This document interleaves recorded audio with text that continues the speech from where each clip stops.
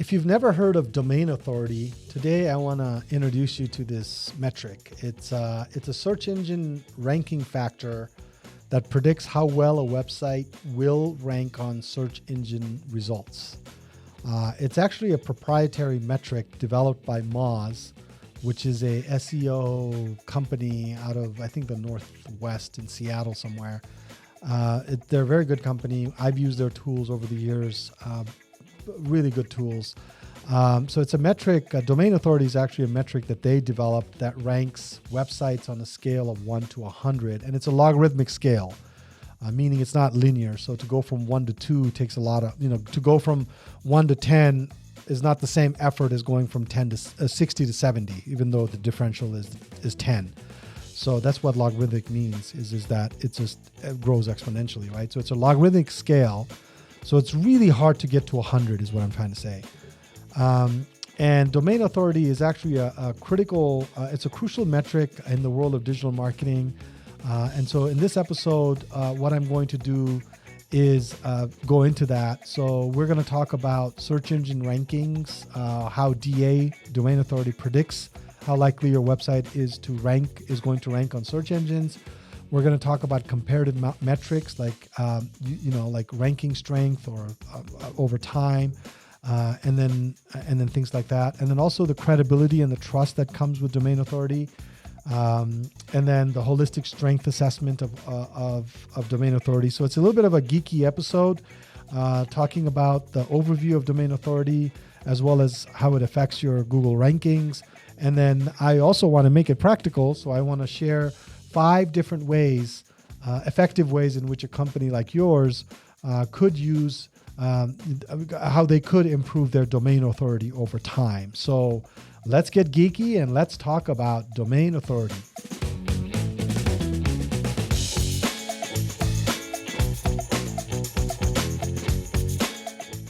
Welcome to the latest episode of Corner Your Market. I'm your host, Sailes Kimide. In this podcast, I talk about all things digital marketing, from website design and development to SEO and PPC, as well as paid media marketing and email marketing, as well as social and anything in between. If you're a small business owner, a marketing manager in a company, or an entrepreneur, this podcast is for you. So tune in every Thursday at 10 a.m. You'll gain some practical insights, new strategies, tactics, and tools that will help you grow your business. I provide helpful information to business owners like you to help your business. So don't forget to subscribe to my channel, leave a comment, and share this content.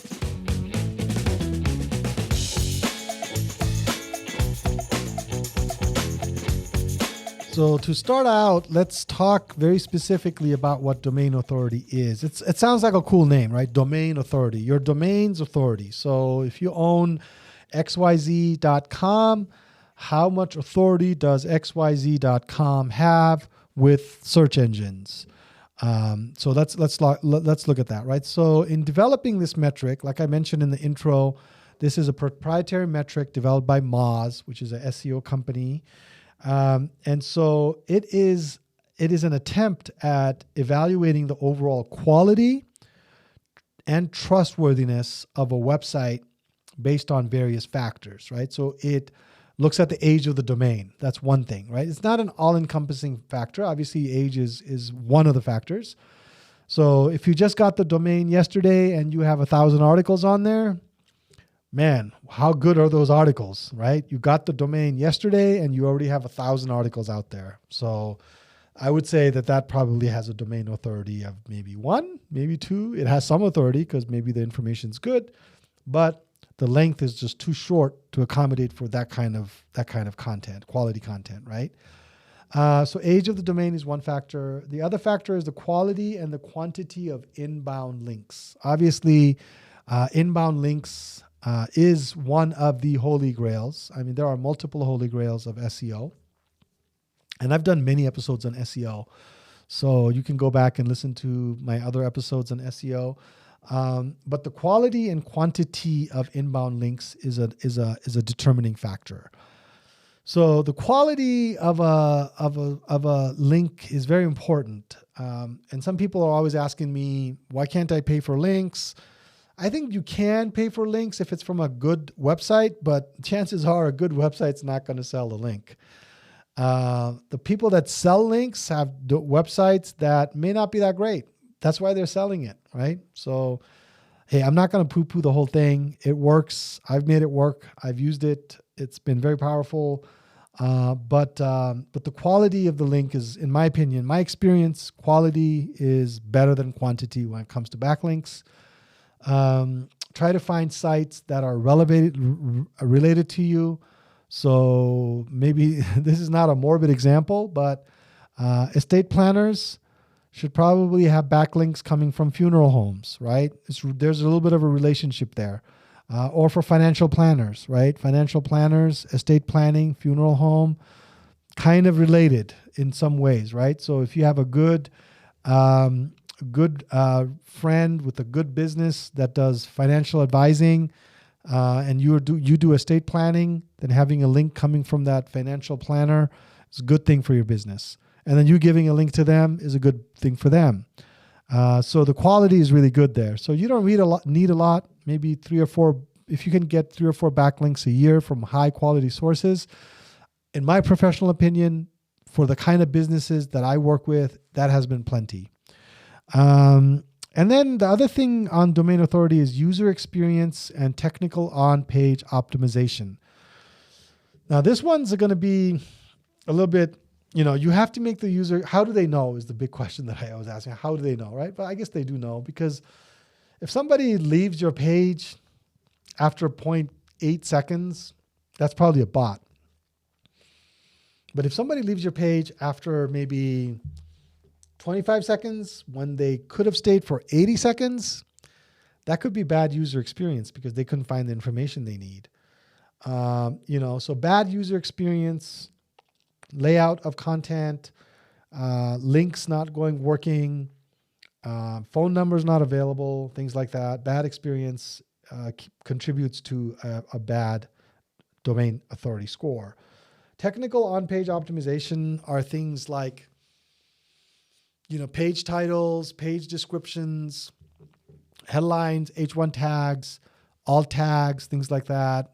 I always say the first sentence of the first paragraph on your homepage is always very important.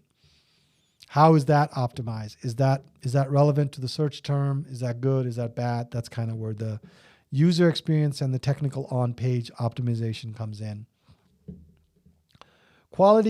Content quality and relevance, I think it goes without saying. If you have bad content, what I mean by bad content is, content that is just written poorly. I've been on websites. The SEO guy obviously spent way too much time optimizing this page. Like, welcome to, car washing in Melbourne, Florida. And then, do you live in Melbourne, Florida? Are you wanting to get your car washed in Melbourne, Florida? Obviously, they're trying to optimize car washing in Melbourne, Florida, right? So that's lame. That's bad quality. It's not good. And I see things like that. I see content written like high school paper. There's an intro, there's 3 points, and there's a conclusion, and it says things like in summary. Come on, man. I mean, let's be a little bit realistic here.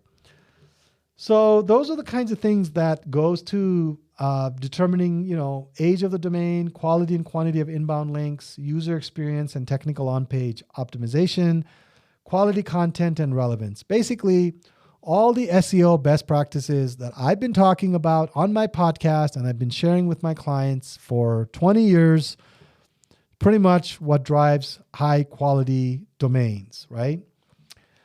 So now let's talk a little bit about the misconceptions of domain authority, right? Now, just because you have domain authority, first of all, it's a metric that Google doesn't really use from what I know, right? So domain authority, you could have a high domain authority. It doesn't guarantee you high search rankings, right? While DA provides insights into a website's potential to rank, it is not a direct ranking factor used by search engines. Other factors such as content quality, relevance, and user experience also play crucial roles in determining search rankings. And also their past behavior, their location, all that stuff plays a role in search rankings. So you could do all the on-site stuff and have great quality, but if your user, their history doesn't really correlate to what you're doing in their search history, then your thing may never show up. So again, this is kind of where, the accusation against SEO folks of doing voodoo is kind of on point, maybe. It's a little hard. DA is an important factor, but at the same time, you can't really predict your search ranking just by DA. However, I can tell you one thing. DA is something you want to look at when you're trying to get backlinks, because you want to look at their DA score before you ask for backlinks. You don't want DA, you don't want backlinks from poor DA sites. Another myth is rapid improvements in DA are achievable in a short period of time. And this goes to the SEO spammers sending you emails saying, improve your rankings. I can improve your rankings, XYZ, blah, blah, blah, in 2 days, 5 days, 10 days, 20 days, 30 days, whatever. Can't do it. Maybe for a short period of time. But yeah, it's a long haul. It's kind of like taking steroids to build your muscles. And then when you stop taking steroids, that muscle goes away. Kind of like that. Having a good body, having a great body like mine takes a lot of work, guys. Takes a lot of work. You got to be at the gym quite a bit. You got to work out. You got to go to the gym every day. Anyway, to those that are just listening, I'm just trying to make a joke because, I'm on YouTube and they're seeing me and they're like, what's this guy talking about? So it takes a long time. Again, high DA, another myth is a high DA score guarantees traffic. It does not. Just like high DA does not guarantee high search rankings. You really need high search rankings to get high traffic. So it kind of goes without saying there.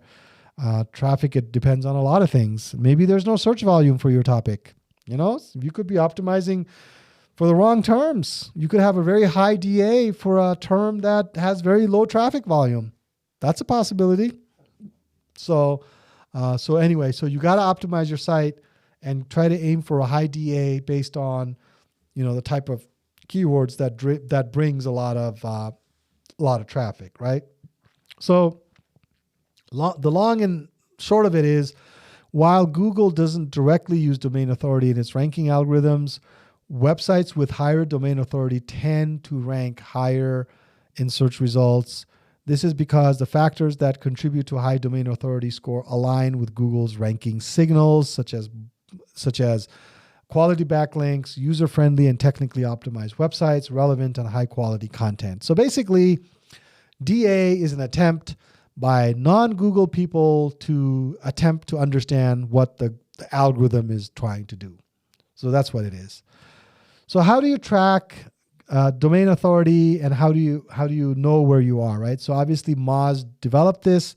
Moz has a link explorer extension that you can put on, and that will basically give you the DA score.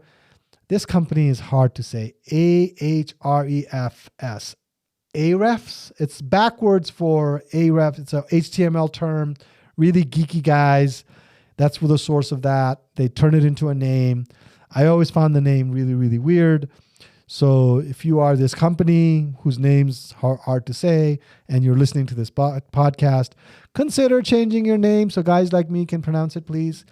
Anyway, they have a domain rating score. Interesting. SEMrush, which is one of the vendors I use, they call it authority score. And then Google Search Console also has some metrics that it shares on different domains, but obviously on that one, it's just your domain that you can look at. These other people's, you can add extensions on your browser and you can see what their domain authority is and things like that. So don't forget, domain authority is just one factor among many. So don't get too hung up on it. While it can give you a good idea of how you are doing on your end in terms of pushing and pulling the right levers for SEO, don't just rely on that, right? So anyway. So now let's get that. That was kind of the geeky part of what is DA and all that kind of stuff. But let's talk a little bit about I'll give you 5 tips on how to improve your DA, right? Your domain authority score, whatever you want to call it. High quality backlinks. This is difficult to do. I will be upfront with you.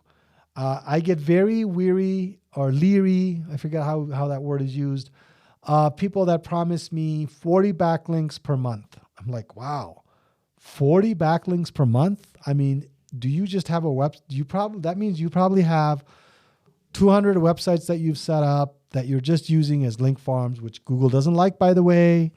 And you're probably or either that, or you've got a bunch of people signed up and you're paying them a certain amount to get links back to you. So it could be that.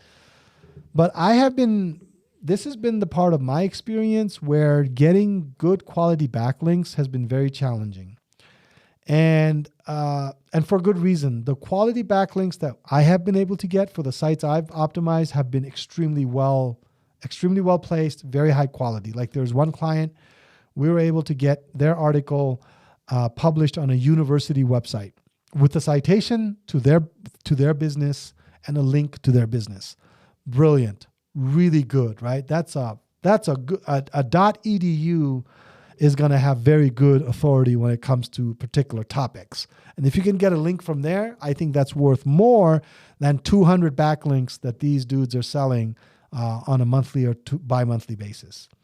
So focus on building high quality backlinks and also creating shareable content. You don't always have to actively be out there looking for content, looking for backlinks, right? Somebody might read your content and like it so much that they might cite you in something that they're writing. So that means you have to produce content that is so good that somebody else reads it and says, oh, wow, this is great. I'm going to link to it from my website. So that's how you that's another level of quality backlinks. And that is organic. That is based on just you putting out the effort to put out really, really good content that solicits that kind of response from the visitor or somebody that is seeking to link to you, right? So there's some great link resources out there as you search on this kind of topic. So that could be very helpful for you. The second thing is optimizing for technical SEO. I kind of touched on that already. Things like mobile friendliness, load time, secure browsing, HTTPS is what I mean by that. Crawlability, so whatever tool you're using, see what the crawlability is. Crawlability is how when the spider is crawling through your site, if it encounters dead links, bad links, PDF links, whatever, just considers to be bad. It's not a good issue, good thing. A simple site audit can help you fix that. Optimize your website for technical SEO issues. And I mentioned to you already producing high quality authoritative content that really plays a big role. Valuable, well-researched, engaging content that meets your users' needs. Google likes long-form articles, in-depth content, and an area that is updated on a regular basis, right? Long form is short form is 500 words or less, right? 500 words or less. That's any bloke can put that together. But long form is kind of like where you're tackling a topic with a little bit more effort. So let's say you are writing a blog post on washing cars, right? Car washing, the best way to wash a car, and so you might have 5 points in that. But then if you also talk about, the impact of washing a car on rust, how to remove, how to account for potential rust in the car, it's related to washing, maybe also guides on the best, car washing detergent, or car washing towels, maybe a couple of things on still related to car wash, but something a little bit more along the lines of the best time to wash a car, things like that. So it's a very comprehensive, long-form article that talks about, it could be an authoritative piece on car washing because it covers everything. It covers the best ways to wash a car, when to wash a car, what to use to wash a car, the impacts of washing a car. Heck, throw in the environmental impact of washing a car. Google seems to love that, you know. So anything anything that you can say that impacts the environment, I think Google's algorithm loves that. So you can just kind of use that. So that kind of article is a long form article. Again, it takes a lot of research. It's going to require effort on your part to put together. But if you can create those kinds of articles, Google loves it. These algorithms love it. That's what's going to create Google, domain authority for you, right? So, okay. So, and then the other thing that you could do is improve your user experience. Optimizing your site for easy navigation. So my rule is less than 7 menu items on any menu that you have on your website. Keep it small, keep it condensed, make things linkable. If you're saying contact us, just put a link in there for contact us so people don't have to scroll back to see what the contact us link is, things like that. Mobile friendly is another one. Don't make your buttons so that, your fat thumb can still, press those buttons.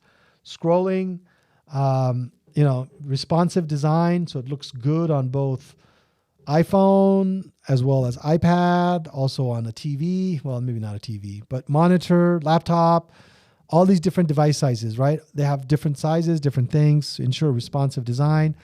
And also fast loading times, very critical.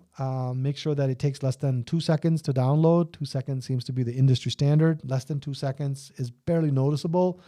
But next time, anything more than, just do this test, and anything more than 2 seconds can be slightly annoying, Yep, slightly annoying. So improve your site speed and things like that. So that would be the way in which you can improve your user experience, right? And then the last thing on improving your domain authority is leveraging your social media and your brand signals. That means building a strong brand presence and engaging with your audience on social media.